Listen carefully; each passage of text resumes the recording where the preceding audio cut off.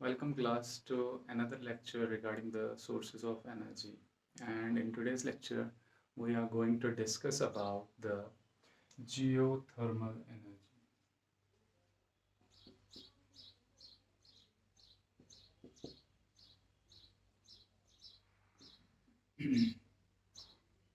Geothermal energy. What do we mean by this very term? This very term. इसमें अगर हम देखेंगे तो सबसे पहला पोर्शन जो इस टर्म का है that is Jio pertains to earth and thermal means heat energy. You people are well aware about the energy or about the term energy. तो यहाँ पे अगर हम देखेंगे जियोथर्मल एनर्जी वो एनर्जी है जो जिसका सोर्स जो है वो अर्थ की हीट बनती है। और अर्थ की कौन सी हीट? It's internal heat. तो इंटरनल हीट जो अर्थ की होती है वो इंटरनल हीट जो है उसका सोर्स कहाँ से आता है? तो उसके लिए दो थियरीज अभी हैं जो एक्सेप्टेबल हैं।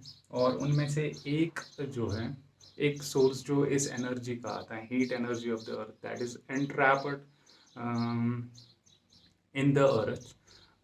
उसके लिए दो सोर्सेज जो बनते हैं, एक तो अर्थ की फॉर्मेशन, जब अर्थ फॉर्म हुई है तो उसी टाइम पे इसकी फॉर्मेशन से रिलेटेड जो है जब इसकी फॉर्मेशन हुई है तो उसकी वजह से, फॉर्मेशन की प्रोसेस की वजह से इसमें हीट जनरेट हुई है। और दूसरी थियरी कहती है कि ये जो हीट एनर्जी अर्थ के अंदर है that is because of the radio active decay. तो रेडियो एक्टिव डिके का अगर आप लोगों को अंदाज़ा नहीं है तो I'll give you people a little bit of information about that very thing in a precise manner. Radio activity जो है वो एक फिनोमेना है। जैसे आप लोगों ने देखा होगा कि जो एटम्स होते हैं, atoms combine with each other, in order to become stable. तो ऐसे ही प्रोसेस होती है न्यूक्लियस के साथ भी एटम्स की प्रोसेस जो है वो हम केमिस्ट्री में पढ़ते हैं, उसमें इलेक्ट्रॉन्स इन्वॉल्व होते हैं। जो एटम होता है, एटम दो चीज़ों से बना होता है मेनली। वही say that an atom is composed of two parts. One is nucleus, another is extra nuclear part. Extra nuclear part जो है that contains electrons, and nucleus जो है उसमें न्यूक्लियर एंटिटीज होती हैं। और उनकी अगर हम केमिस्ट्री की बात करेंगे जिसमें एटम्स एक दूसरे के साथ कंबाइन होकर स्टेबल बनते हैं, तो वहाँ पे एक्स्ट्रा न्यूक्लियर पार्ट इन्वॉल्व होता है। और न्यूक्लियस के अंदर वाला पार्ट जो है that very part is containing the mainly neutrons and protons, जो आप लोगों ने सुना होगा। उसके अलावा भी उसमें बहुत सारी चीज़ें होती हैं, but will focus our discussion to the neutrons and protons.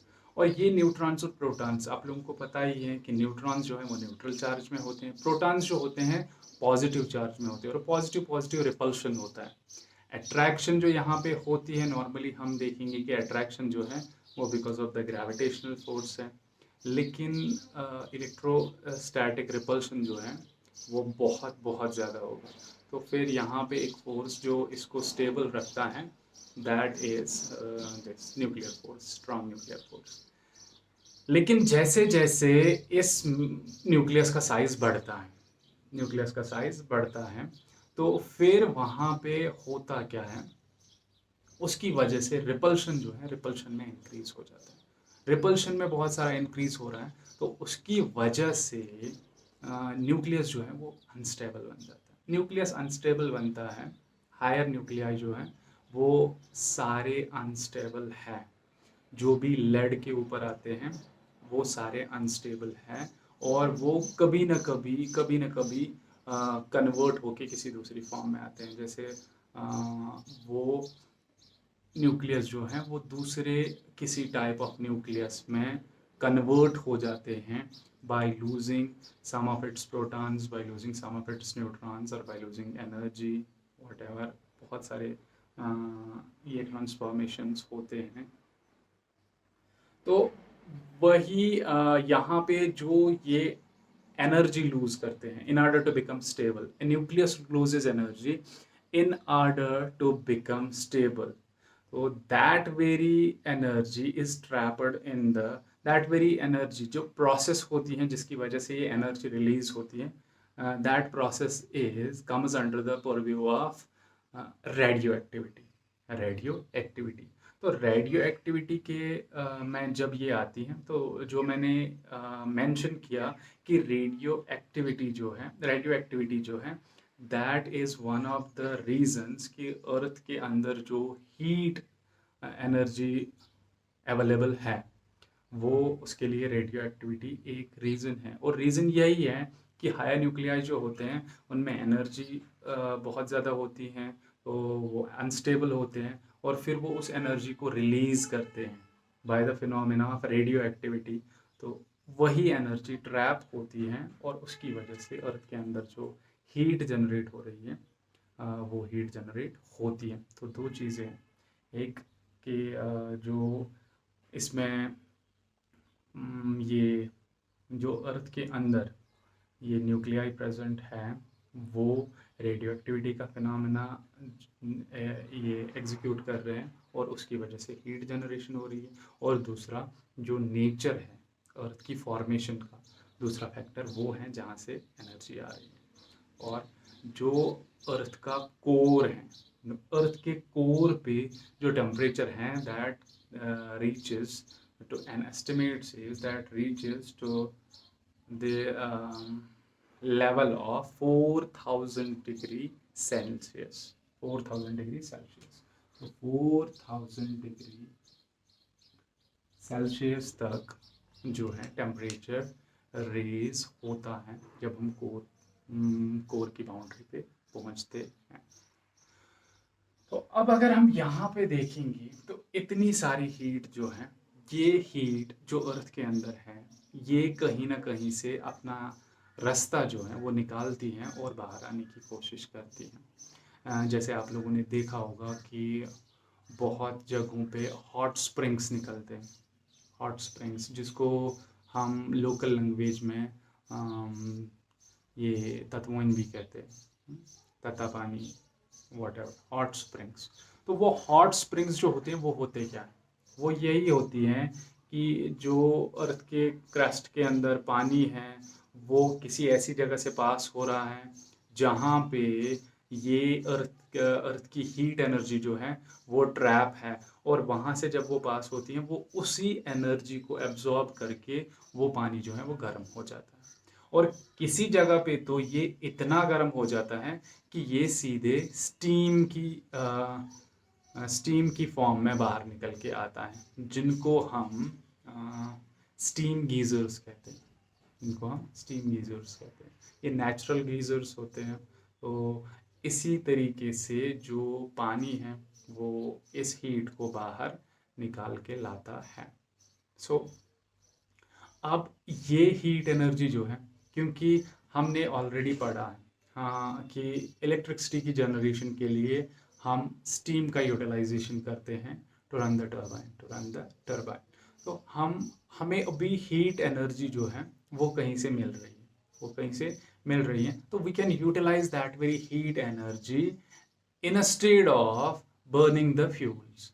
जो हम फ्यूल्स वहाँ पे बर्न कर रहे हैं और उन फ्यूल्स को बर्न करने से जो हम एनर्जी प्रोड्यूस कर रहे हैं और फिर उस एनर्जी को यूटिलाइज कर रहे हैं पानी को हीट करने के लिए, और फिर वो स्टीम प्रोड्यूस करता है, फिर वो स्टीम जो है वो टरबाइन को रन करता है, जैसे हमने देखा था इसमें थर्मल पावर प्लांट में।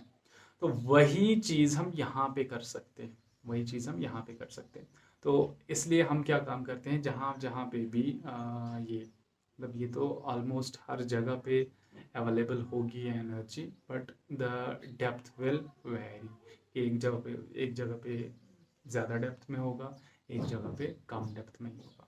अब जहाँ पे भी हम ये हो इसमें क्या काम करते हैं, हम एक होल जो है होल ड्रिल करते हैं अर्थ में। उस होल के थ्रू फिर हम कोई पाइप डालते हैं और उसी पाइप के थ्रू ये स्टीम जो है वो ऊपर आता है और हम इसको टरबाइन रन करने में यूटिलाइज करते हैं। लेकिन अब हम कभी क्या काम करते हैं, हम कभी अगर वहाँ पे पानी की जो पानी का अमाउंट जो है वो कम हो, अगर किसी जगह पे पानी का अमाउंट कम हो तो हम क्या काम करते हैं, हम उस जगह पे दो होल्स ड्रिल करते हैं, क्योंकि पानी का अमाउंट कम था वहाँ पे तो स्टीम बहुत कम टाइम तक मिलेगा।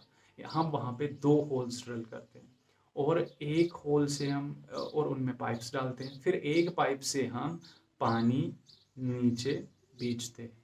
तो जैसे हम पानी नीचे भेजते हैं तो वहाँ से वो जब उस हॉट रॉक के पास पहुंच जाता है तो that gets converted into steam, और वो स्टीम दूसरी पाइप से आता है और फिर हम उसको यूटिलाइज कर सकते हैं टरबाइन को रन कराने में। और इसका सबसे बड़ा जो बेनिफिट है, हाँ ये कम्प्लीटली जो है पोल्यूशन फ्री है। और इसमें अगर हम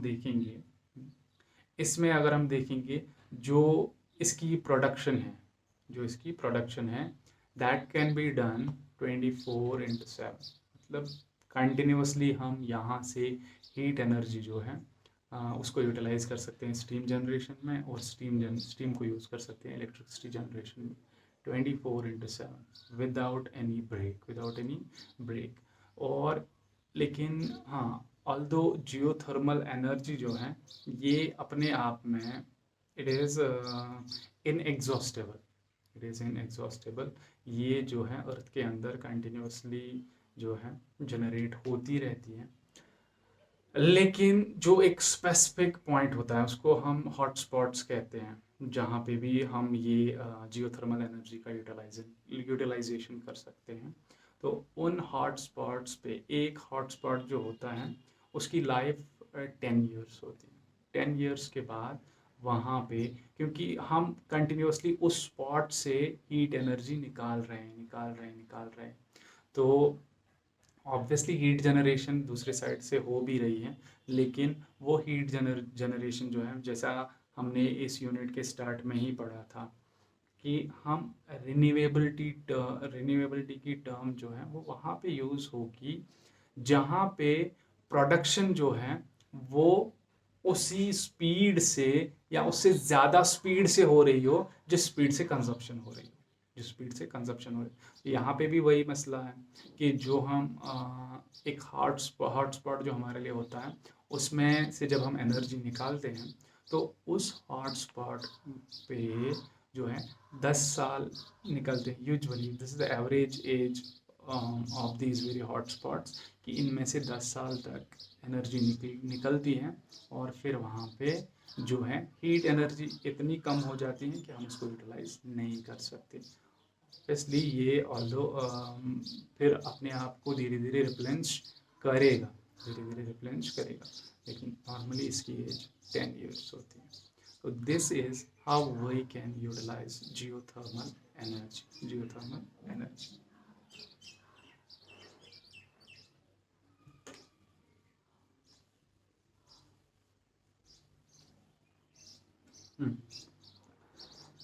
तो अब अगर हम यहाँ पे देखेंगे तो नेक्स्ट चीज़, अब इसमें हमें और दो टाइप्स ऑफ एनर्जीज पढ़ना है इस वाले यूनिट में, and that is solar energy and nuclear energy. तो अभी हम आज की क्लास में न्यूक्लियर एनर्जी का डिस्कशन थोड़ा सा करेंगे और देखेंगे कि हम कहाँ तक पहुँचेंगे। तो न्यूक्लियर एनर्जी की बात अगर हम करेंगे, न्यूक्लियर एनर्जी की बात,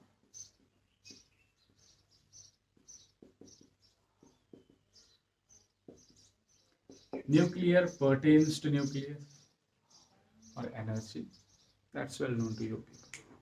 अब न्यूक्लियर एनर्जी मीन्स वो एनर्जी जो न्यूक्लियस से निकल रही है। अब न्यूक्लियस से जो एनर्जी निकल रही है ये एनर्जी आती कहाँ से? देखो, जैसे आप लोगों ने देखा होगा कि फ्यूल्स को बर्न करते टाइम भी एनर्जी निकलती है, और उसकी एक्सप्लेनेशन अगर हम देखेंगे कि ये एनर्जी आती कहाँ से है, तो वो एनर्जी कहाँ से आती है? By breaking and making of new bonds.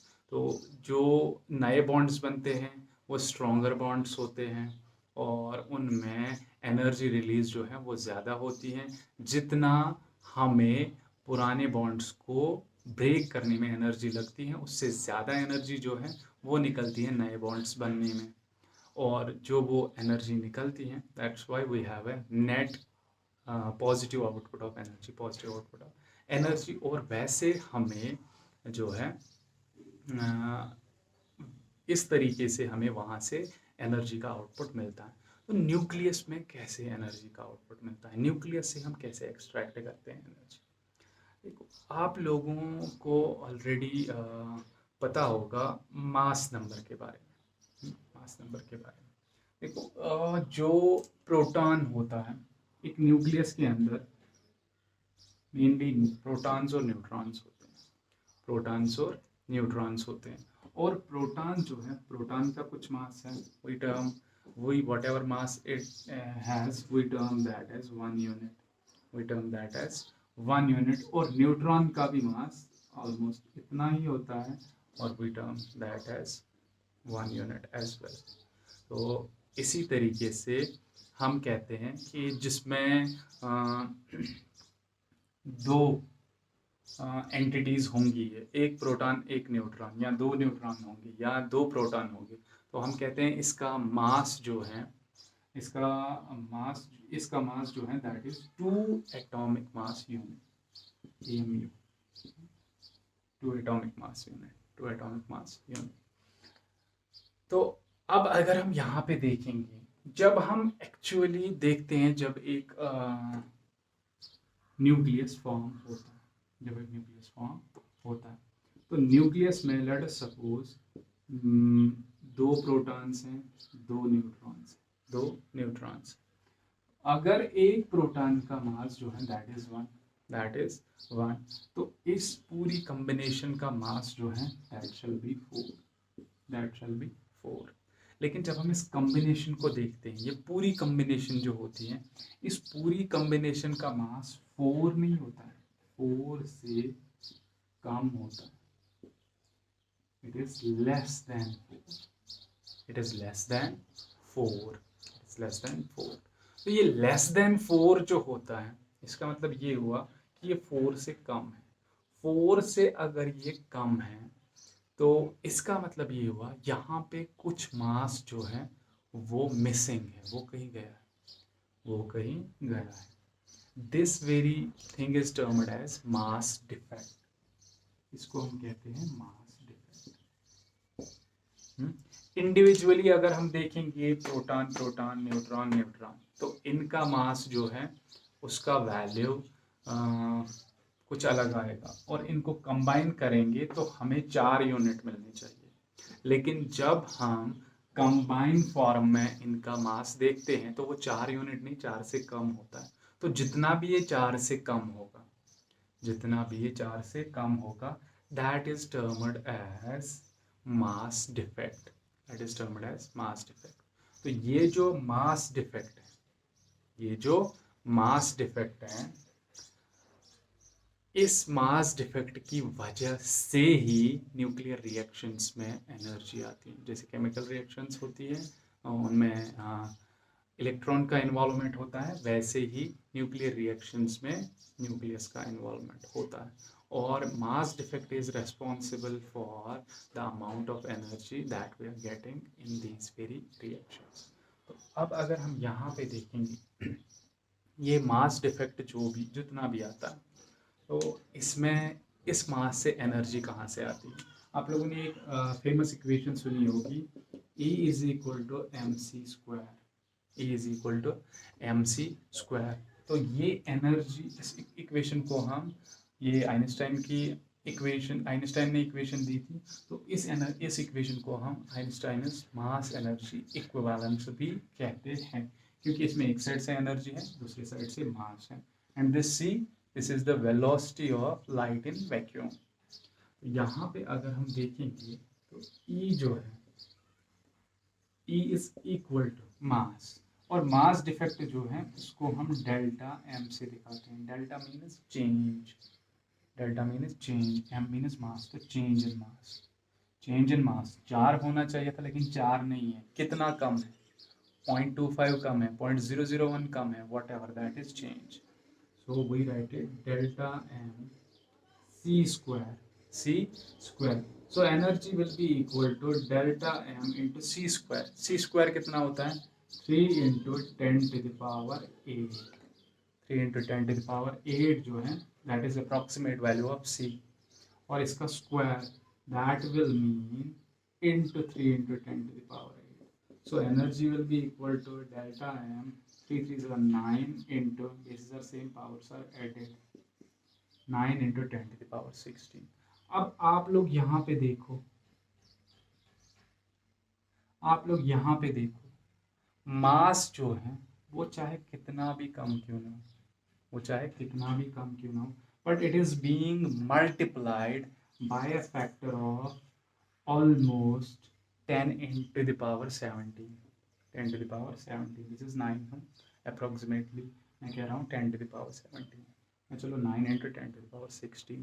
तो इसकी वजह से यहाँ पे जो है अमाउंट ऑफ एनर्जी जो है वो बहुत ह्यूज हो जाता है, वो भी बहुत ह्यूज हो जाता है, क्योंकि न्यूक्लियर रिएक्शंस में एनर्जी जो है वो बॉन्ड से नहीं निकलती है, वो बॉन्ड से नहीं निकलती है, ये निकलती है मास के गायब होने से, मास के गायब होने से। तो मास गायब हो जाता है and that gets converted into energy, that gets converted into energy. और अगर आप लोगों को इस न्यूक्लियस को ब्रेक करके इसमें से प्रोटॉन प्रोटॉन न्यूट्रॉन न्यूट्रॉन अलग करना हो तो आप लोगों को उतनी ही एनर्जी देनी पड़ेगी, और ये तब उतनी ही एनर्जी एब्जॉर्ब करके उसको कन्वर्ट वापस करेगा मास में, और आप लोगों को प्रोटॉन प्रोटॉन न्यूट्रॉन न्यूट्रॉन अलग अलग मिलेगा, अलग अलग मिलेगा। तो दिस इज द फंडा behind the nuclear reaction and the amount of energy being released in a nuclear reaction। इसीलिए न्यूक्लियर रिएक्शंस में इतना ज़्यादा अमाउंट ऑफ एनर्जी जो है वो हमें मिलता है, वो हमें मिलता है। तो अगर हम एक न्यूक्लियर एनर्जी की बात करेंगे, न्यूक्लियर रिएक्शन की बात करेंगे, तो न्यूक्लियर रिएक्शंस जो हैं वो दो टाइप्स की होती है। One is termed as fission, another termed as fusion. आप लोगों को पता ही है, fission means breaking and fusion means combine, fusion means combine. तो दो, एक न्यूक्लियस अगर ब्रेक होगा दो न्यूक्लियाई में, दो, एक हैवी न्यूक्लियस ब्रेक होगा दो लाइटर न्यूक्लियाई में, तो we say that it is fission. अगर दो ये लाइटर न्यूक्लियाई फ्यूज हो जाएंगे, एक दूसरे के साथ मिल जाएंगे to form a heavier nucleus, to form a heavier nucleus, तो हम कहते हैं फ्यूजन हो गया, हम कहते हैं फ्यूजन हो गया। सो in the next class we will discuss the fission and fusion reactions and how energy gets released from them। So तब तक के लिए अल्लाह।